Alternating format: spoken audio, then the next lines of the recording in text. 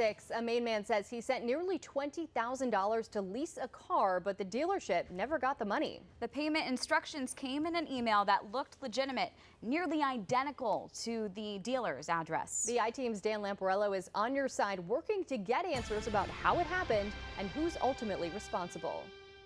I like the car, but I don't want to pay double the price. Bud Stoddard loves his new Buick, but he says the buying process came with a big price and even bigger questions. I got to wonder, was I the first person this ever happened to? In late May, he says he started his search for a new car with Bill Dodge Auto Group in Westbrook. And we do a deal, and I get the pricing and said I'd like to do a 36-month prepaid lease, just get the numbers from your business guy. Stoddard says hours later, he got this email with the subject line, wire instructions.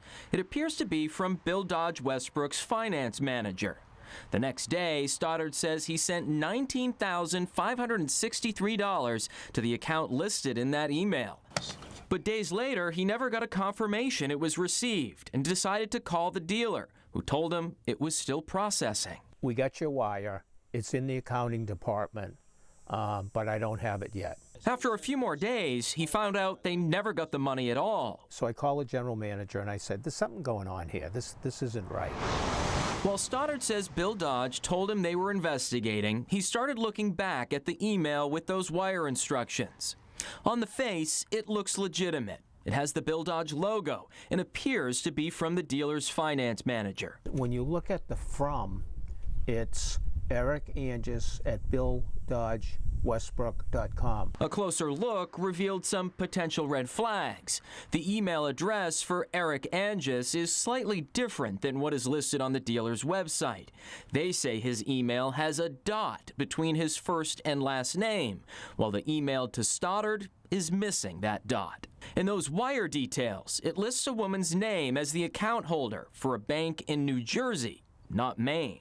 At first they said I was spoofed, but I didn't have that information. So whoever got that, they didn't get it from me. Spoofing is real, and it can look very, very legitimate. Eva Velasquez is CEO of the Identity Theft Resource Center. She says while it's hard to tell whose account may have been compromised here, it's clear a scammer somehow got access to the transaction details.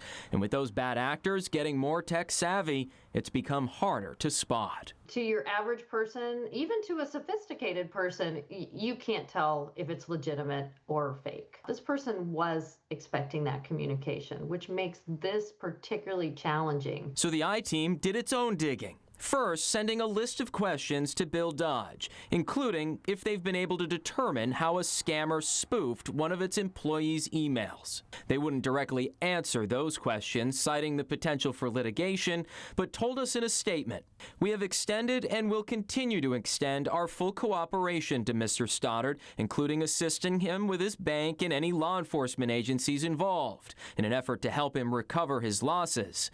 This is an unfortunate situation and a stark reminder of the importance of consumer vigilance in today's digital environment." They go on to point out the bank account of the woman from New Jersey listed in the wire email to Stoddard should have raised concerns.